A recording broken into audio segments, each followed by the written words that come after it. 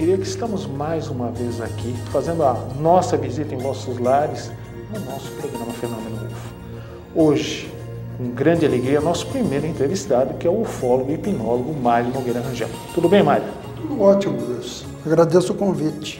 Hoje, então, para quem não conhece o meu amigo Mário, estaremos falando de um assunto muito importante para a ufologia, porque é daí que nós tiramos muito das informações, que é o caso das abduções. Então, hoje conosco, o nosso amigo Mário, que depois nós vamos estar mostrando o seu livro, né? As pesquisas que ele fez na área de hipnose. Ele tem um excelente livro que pode ser encontrado no encarte central da revista UFO. Mas antes de nós começarmos a entrevista, eu queria agradecer aos e-mails que nós recebemos aqui, né? O primeiro aqui é do meu amigo Lucas Aguiar Cunha, de Campinas, São Paulo. Meu amigo Rubens Eduardo Eleutério, de São Paulo. Ao meu amigo Elvis Ricardo, esposa Satico, também de São Paulo.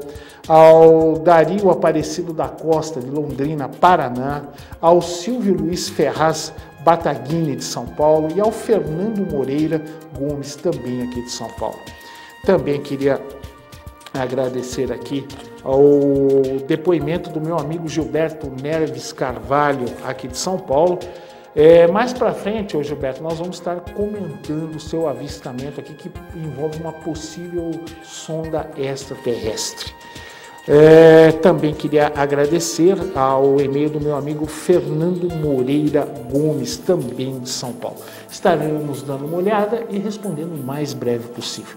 Para nós não perdermos mais tempo, vamos conversar com o nosso amigo Mário Rangel. Mário, você poderia falar um pouquinho do seu livro? Pois não.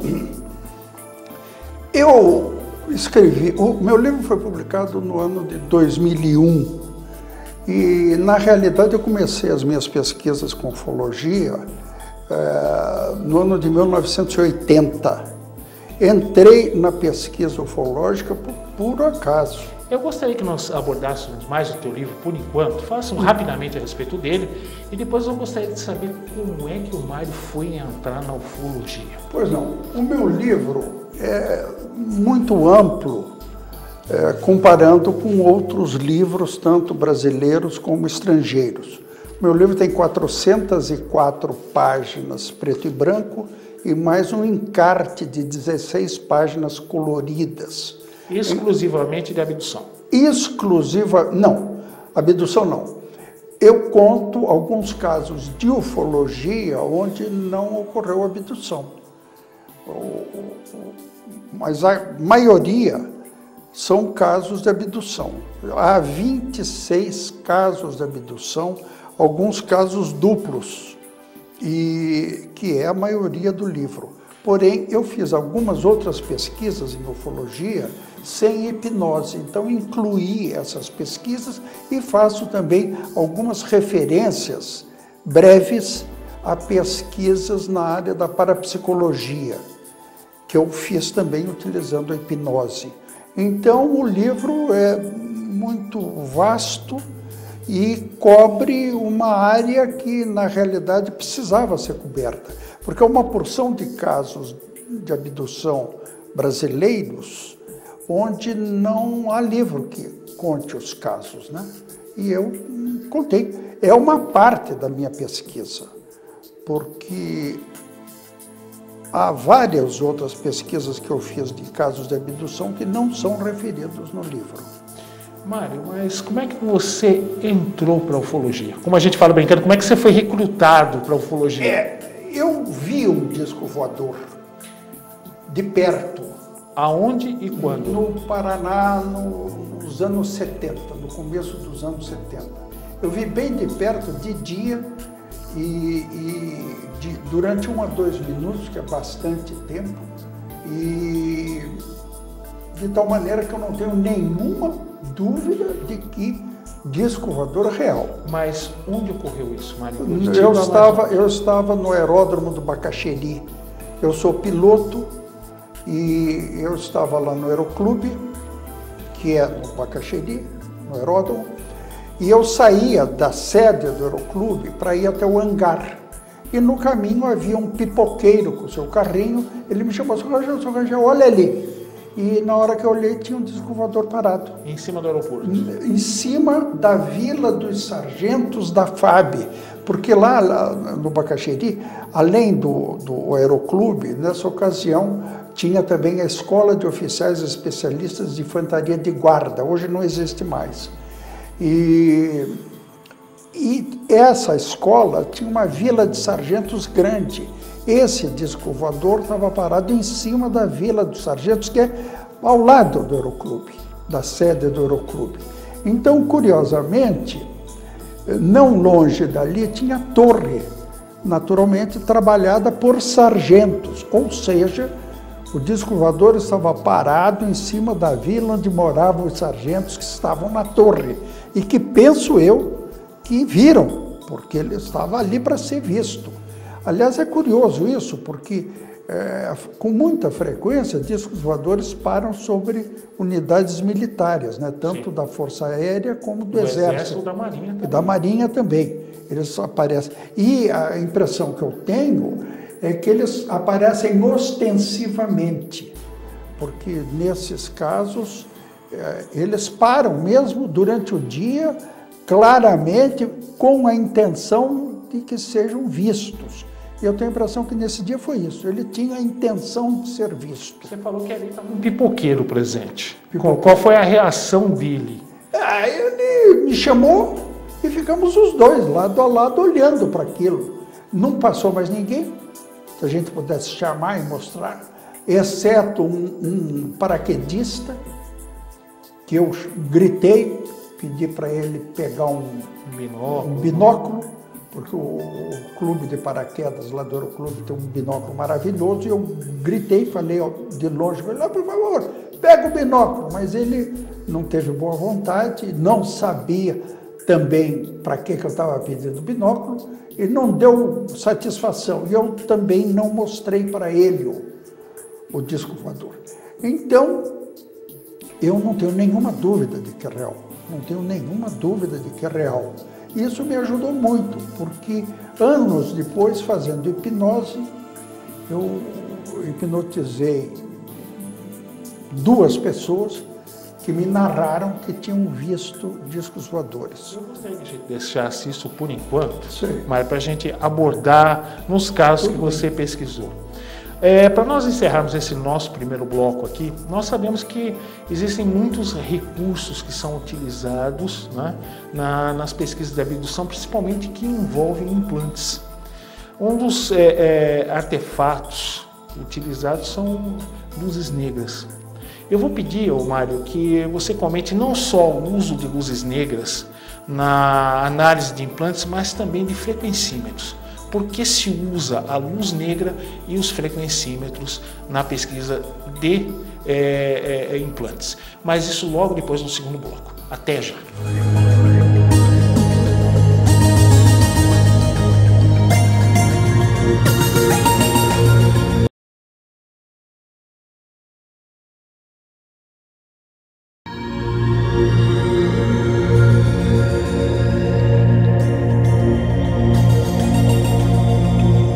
No bloco anterior, nós perguntamos ao Mário da importância do uso de equipamentos como a luz negra e frequencímetros, né, em casos que envolvem implante. Mário, primeiro, o que é um implante?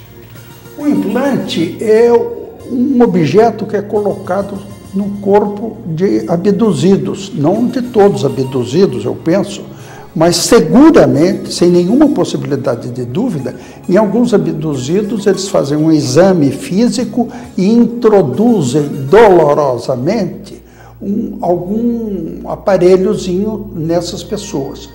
Até recentemente não se sabia ao certo o que eram esses aparelhos, mas recentemente, isso está disponível no YouTube, na internet, o Dr. Roger Leir utilizou um frequencímetro que denunciou que esse implante é um poderoso transmissor, porque o frequencímetro, e não só o frequencímetro, mas outros equipamentos que ele utilizou, o frequencímetro registrou que era um poderoso transmissor. E isso vai criar, eu penso, é bem recente isso, vai criar uma alteração fundamental na pesquisa ufológica de abduzido, porque como o frequencímetro é um aparelho de relativamente baixo custo, é possível que qualquer entidade ufológica, de pesquisa ufológica, adquira isto e faça um curso, os seus elementos façam um curso de como utilizar o frequencímetro para verificar se a pessoa que diz ser implantado, se o frequencímetro acusa a transmissão, uma transmissão dali. Então me faz lembrar muito o Irangê de Holanda, que o Irangê de Holanda é um filme no qual ele mostra no braço dele que ele tinha um provável implante. E o Irangê, 3 semanas antes de morrer, eu estive com ele e ele me pediu que fizesse uma hipnose. Ele queria saber se tinha sido abduzido e ele desconfiava que tinha sido abduzido porque ele tinha que ele supunha ser um implante no braço. Mas, em sua opinião, Mário, seria algum tipo de sinalizador? A gente não sabe exatamente o que é. Tudo que eu falar aqui é na base da suposição. Sim, mas atualmente, depois dessa descoberta do Dr. Roger Leir, já se sabe, sem nenhuma possibilidade de dúvida, que é um poderoso transmissor. Agora, ele que está transmitindo, a gente não sabe. Mas sugiro a todas as entidades de pesquisa ufológica que verifiquem isso, que entrem na internet, no YouTube, vejam esse filme e vejam que outros equipamentos o Dr. Leir utiliza, não é só frequencímetro. E aprenda a utilizar isso e pesquise utilizando esses equipamentos. Você me perguntou também da luz negra. Da luz negra. A luz negra, a descoberta da utilidade da luz negra foi feita por um colega meu, hipnólogo em ufologia, chamado Darrell Sims. Isso é dos Estados Unidos. Dos Estados Unidos. E ele descobriu que utilizando a luz negra, a parte que foi trabalhada por ETs nos abduzidos fica fulgurante, ela fica iluminada. Seria o local onde eles fazem a pequena cirurgia para a colocação do implante? Possivelmente, porque é perto do local do implante. Eu fiz um teste, no meu livro eu conto isso, eu comprei isso, depois que eu fiquei sabendo dessa luz negra, eu comprei a luz negra e utilizei mais de uma vez, e numa das vezes o corpo da pessoa que era um implantado ficou fulgurante. Então, eu não tenho dúvida que a pessoa foi implantada. Esse caso, inclusive, tem uma situação extremamente curiosa. Esse rapaz, anos depois, ele foi para os Estados Unidos depois do ataque de 11 de setembro.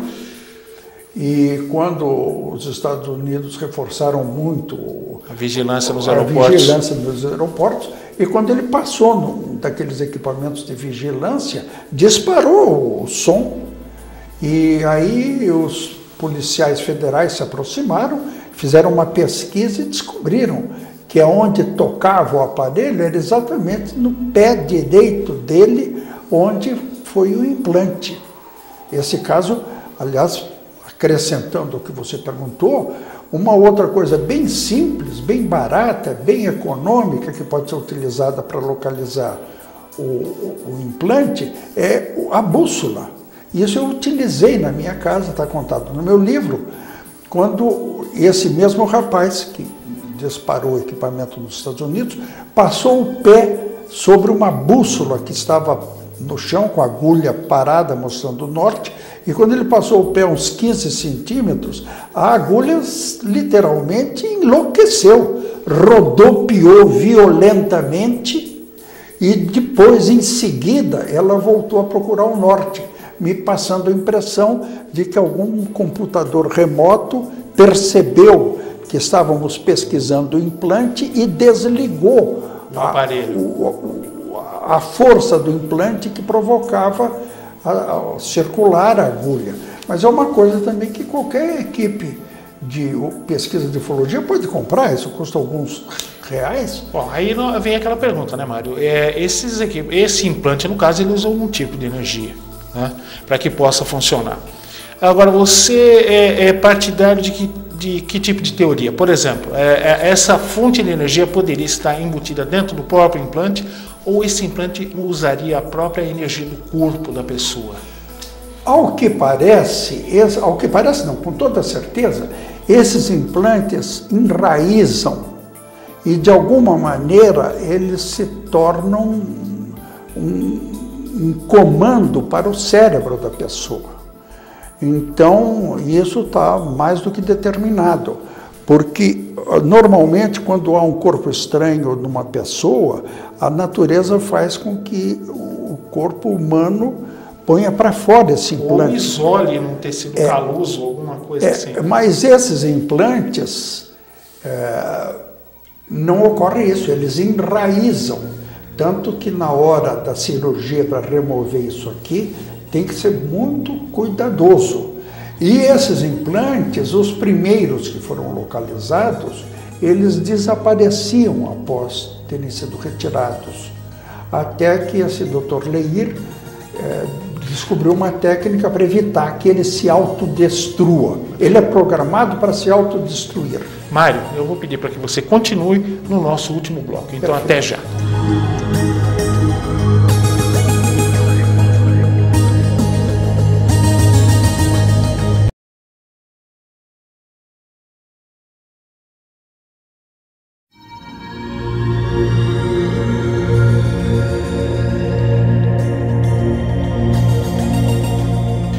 Aqui para o último bloco do programa de hoje do Fenômeno UFO, que eu tenho certeza que vocês estão achando muito interessante.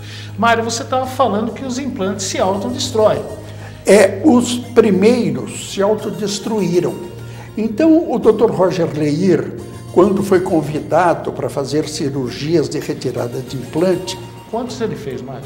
10 ou 12, Ele né? fez agora uns 12 ou 13 por aí. Ele estudou os casos anteriores e ele descobriu que nas cirurgias anteriores às dele, os implantes se autodestruíam.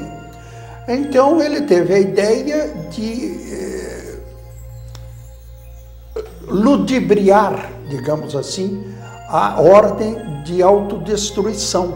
Então, antes da cirurgia, ele tira sangue da pessoa e faz um soro, onde ele coloca utilizando o sangue da pessoa. Então, logo depois que ele retira o implante, ele coloca o implante dentro deste soro e com isso, depois de passar alguns minutos dentro do soro, ele já não se autodestrói mais. Ou seja, é como se ele possuísse um sensor de familiaridade. É isso aí. Quando me tira, não estou mais no meu lugar, então eu vou sumir. No caso, como é que ocorre essa destruição? Ele se desintegra? Some. Os primeiros médicos que fizeram as cirurgias, eles colocavam, por exemplo, em cima de uma bandeja e quando ele ia pegar, não estava mais na bandeja. Tinha sumido. E aí o Leir teve essa genial ideia de colocar neste soro feito com o sangue do corpo onde ele estava ligado. E depois de alguns tempos desliga o comando de autodestruição. E ele permanece ali intacto. Aí ele permanece. Então, tem sido examinado esses implantes que são feitos de matérias diferentes. O último que ele fez, que é o que aparece nesse filme, onde é utilizado o frequencímetro, é muito interessante porque ele parece um chiclete mascado. Sim. Eles mostram isso claramente no filme. Dá a impressão de que é um chiclete mascado, portanto não é rígido, ele é maleável. E, então, mas há de distintas formas. Há aquele que é duro. Sim. Inclusive materiais semelhantes a acrílico, alguns são metálicos, outros são biológicos, que eles falam. São de diferentes formas. E o último é esse, que parece chiclete Mário, mascado. dizem, né, que no caso dos implantes biológicos, eles seriam absorvidos pelo próprio organismo. Ele não precisaria, na realidade, se autodestruir. Ele simplesmente se dissolveria. E como eles são feitos à base de elementos de carbono, nosso organismo absorveria aquilo sem problema. Você concorda com essa teoria? São teorias, né? Rigorosamente a gente não sabe tudo. A gente não sabe tudo, está pesquisando, está estudando. Esses implantes que foram retirados, uma parte está com o Roger Leir e uma parte está com o Terrell Sims, foram levados aos principais laboratórios do mundo para estudar. Mas esses laboratórios não conseguiram chegaram a uma porção de informações científicas comprovando que aquilo não é feito na Terra.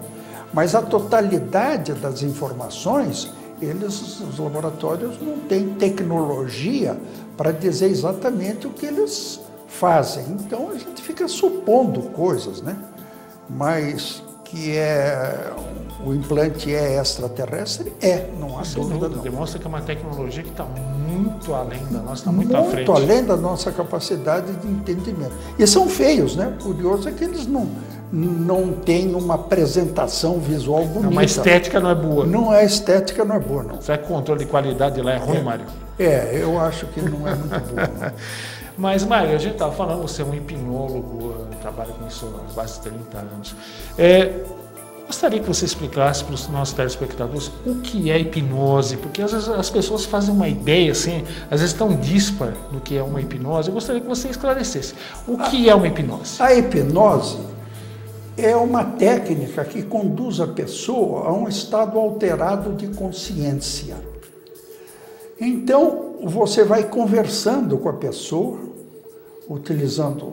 precisa estudar isso, mas não é muito difícil para aprender. Você vai conversando com a pessoa e você vai provocando que ela entre num estado de relaxamento. E aí, então, você começa a fazer testes para verificar a profundidade hipnótica. E aí, por exemplo, você manda a pessoa, você estica o braço da pessoa e diz que o braço está duro, rijo, e você não consegue mais dobrar o braço da pessoa, ela fica com o braço duro, rígido. Você diz para a pessoa que o braço está pesado e que ela não consegue levantar o braço, ela não consegue levantar o braço. Inclusive, ela chega a sentir sensações ambientes. Se você, por exemplo, chega para ela e fala, olha, você está num local muito quente. Ela vai sentir calor. Chega a transpirar? Chega a transpirar.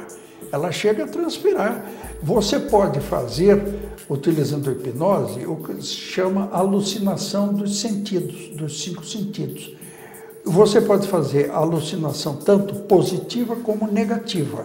A positiva é ver coisas, por exemplo, ver, ouvir, os 5 sentidos, coisas que não existem. E a negativa é não sentir, não ver, não escutar coisas que existem. Então você diz para a pessoa que ela está vendo uma foto e ela vê a foto que não existe, mas ela vê, porque o cérebro dela projeta esta foto. Eu utilizei muito isso em casos de ufologia, pedindo para a pessoa, você hipnotiza uma pessoa e pede para ela desenhar, ela conta que viu um disco voador. Você pede para ela desenhar sob hipnose, ela te diz, eu não sei desenhar. Aí você usa um artifício.